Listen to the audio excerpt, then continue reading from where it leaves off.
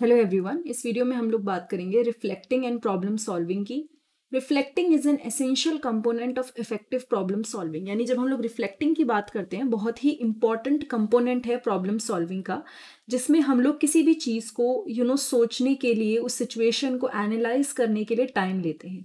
It involves taking time to think critically about a situation. यानी हम किसी भी सिचुएशन के बारे में थोड़ा आराम से सोचते हैं, किसी भी इशू और चैलेंज के बारे में आराम से सोचते हैं और कई सारे पर्सपेक्टिव को दिमाग में रखते हैं। ठीक है, प्रॉब्लम्स के सॉल्यूशंस को समझने की कोशिश करते हैं और उसके आउटकम को समझने की कोशिश करते हैं। तो बेसिकली रिफ्लेक्टिंग में आप चीज़ों को सोच रहे हो। जैसे कई बार कुछ डिसीजंस ले लेते हैं, उसके बाद हम उसको सोचते हैं कि क्या सही तरीका है ना। So reflective problem solving allow individual to learn from their experience. यानी कि इसमें क्या होता है ना, कोई भी पर्सन अपने एक्सपीरियंसेस के थ्रू लर्न करेगा, डिसीजंस लेगा एंड कंटिन्यूअसली अपनी प्रॉब्लम सॉल्विंग स्किल्स को इंप्रूव करेगा। ठीक है, here's how reflecting contribute to problem solving process. यहाँ पर हम बात करेंगे कि रिफ्लेक्टिंग कैसे कंट्रीब्यूट करती है प्रॉब्लम सॉल्विंग प्रोसेस में। सबसे पहले है analysis and understanding. Reflecting on a problem allow you to delve deeper into its root causes, contributing factor and underlying dynamics.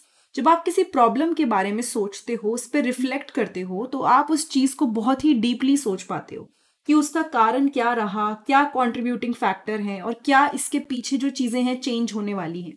ठीक है, सो रिफ्लेक्टिंग ऑन अ प्रॉब्लम यानी कि आप उस चीज के बारे में डिटेल में सोच रहे हो, उसके कॉजेज के बारे में सोच रहे हो और क्या क्या फैक्टर्स इस बात के लिए कंट्रीब्यूट कर रहे हैं उसके बारे में सोचते हो। This analysis help you gain a comprehensive understanding of the problem complexity. ये जो एनालिसिस होता है ना हमारा किसी भी प्रॉब्लम को लेके या फिर प्रॉब्लम सॉल्विंग को लेके, उससे आपको उस प्रॉब्लम की जो कॉम्प्लेक्सिटी है कि क्या है, किस तरह की प्रॉब्लम है, उसके बारे में काफी अच्छे से नॉलेज हो जाती है। Identifying pattern. Through reflection you may identify pattern और recurring issue that contribute to the problem. जब आप रिफ्लेक्शन करते हो तो आप पैटर्न समझ सकते हो या आइडेंटिफाई कर सकते हो जो जिसकी वजह से वो इशू हो रहा है या वो प्रॉब्लम हो रही है। तो you are able to identify the pattern या इशू जो इस प्रॉब्लम को क्रिएट कर रहा है। This recognition can guide you in developing more effective strategies to address similar challenges in the future. जब आप रिफ्लेक्शन करते हो और आपको पैटर्न समझ में आ जाता है, तो आगे जाके आप इफेक्टिव स्ट्रेटजीज डेवलप कर सकते हो। आप ऐसे तरीके डेवलप कर सकते हो जिससे आपको पता रहे कि फ्यूचर में ये प्रॉब्लम होगी तो क्या करना है। ठीक है, कंसिडरिंग डिफरेंट पर्सपेक्टिव।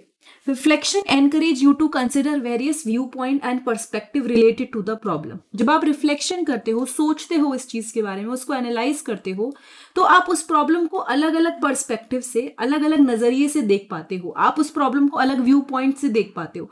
और जितना ज्यादा किसी चीज को देखने का ब्रॉडर पर्सपेक्टिव होता है ना, हम किसी चीज को जितना ज्यादा सोच के अच्छे से देखते हैं, उतना ही ज्यादा इंक्लूसिव सॉल्यूशन और इनोवेटिव सॉल्यूशंस हमें मिलते हैं। तो हमेशा प्रॉब्लम को डिफरेंट पर्सपेक्टिव से देखने का मौका मिलता है रिफ्लेक्शन की वजह से। Reflecting on past problem solving attempts, यानी कि जब आप सोचते हो कि पास्ट में ये प्रॉब्लम हुई थी तो मैंने क्या किया था, क्या हुआ था, जिसमें आपके फेलियर और मिस्टेक्स भी होते हैं, उससे आपको इन एक्सपीरियंसेस से लर्न करने का मौका मिलता है। ठीक है, reflecting on past problem solving attempts including चाहे वो फेलियर्स हुए चाहे मिस्टेक हुई, उससे you learn from these experiences. Understanding what didn't work can guide you away from repeating the same error. अगर आपको समझ में आ जाता है ना कि क्या चीज ने काम नहीं किया, तो आप सेम एरर को रिपीट नहीं करते हो। It protects you from repeating the same error. ठीक है, जनरेटिंग क्रिएटिव सॉल्यूशन। रिफ्लेक्शन से अगर आप अपने आप सोचो कोई भी चीज हुई है, आप उसको दिमाग में सोच के रिफ्लेक्ट करते हो। Taking time to reflect allow your mind to explore different ideas. जब आप अपने दिमाग को टाइम देते हो कि वो रिफ्लेक्ट करे, तो आप अलग अलग आइडियाज को एक्सप्लोर कर सकते हो एंड क्रिएटिव सॉल्यूशन सोच सकते हो, जो कि उस टाइम पे एकदम से नहीं हो सकता कि आपको लगेगा, बट अगर आप सोचोगे, अच्छे से रिफ्लेक्ट करोगे, तो you will find many such things.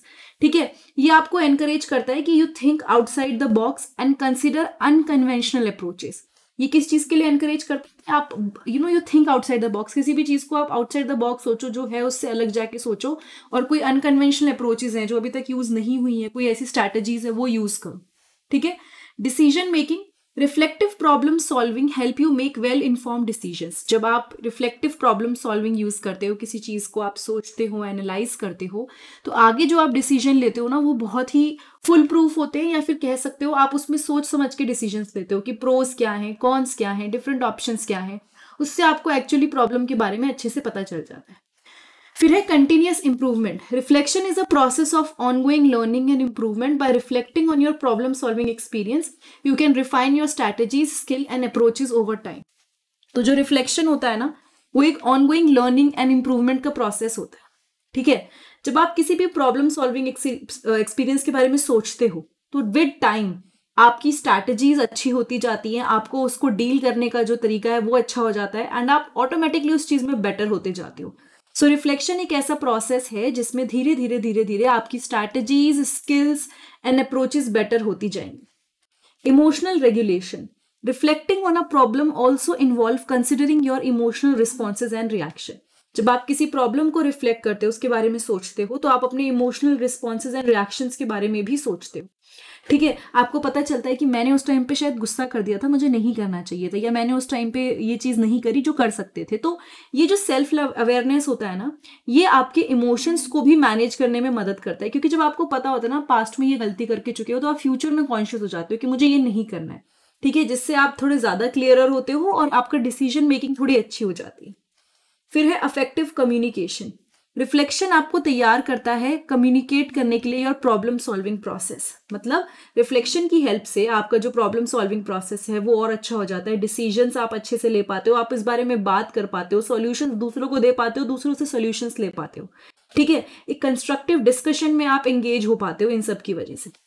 फिर पर्सनल ग्रोथ की बात करते हैं. रिफ्लेक्टिव प्रॉब्लम सॉल्विंग, यानी कि अगर मैं बात करूं रिफ्लेक्टिव प्रॉब्लम सॉल्विंग की, वो पर्सनल ग्रोथ में कंट्रीब्यूट करती है एंड डेवलपमेंट में कंट्रीब्यूट करती है. ठीक है, यानी कि अगर आपके अंदर ये स्ट्रैटेजी, ये स्किल डेवलप हो जाए कि रिफ्लेक्शन करके प्रॉब्लम को किस तरह से सॉल्व करना है, तो आपके लिए बहुत अच्छा है. बिकॉज पर्सनली आप बहुत अच्छा ग्रो करते हो, डेवलप करते हो, आपके चांसेस बढ़ जाते हैं चीज़ों को अडॉप्ट करने के, चैलेंजेस को से लर्न करने के एंड थोड़ा सा रिजिलियंट होने के, इफेक्टिव प्रॉब्लम सॉल्विंग. ठीक है, सो ये जो भी सारे कंसेप्ट्स हैं, this is all about reflecting and problem solving. ये आपका पेडागोजी ऑफ इंग्लिश का टॉपिक है, जो आपको पेडागोजी ऑफ इंग्लिश की प्लेलिस्ट है बीएड फर्स्ट ईयर के सेक्शन में, जहाँ पे मिल जाएगा. एंड बाकी कोई अगर आपको डाउट है आप कमेंट सेक्शन में पूछ सकते हैं. बट अगर वीडियो अच्छी लगी तो प्लीज चैनल को सब्सक्राइब कीजिएगा, वीडियो को शेयर कीजिएगा एंड वीडियो को लाइक कीजिएगा. Thank you so much.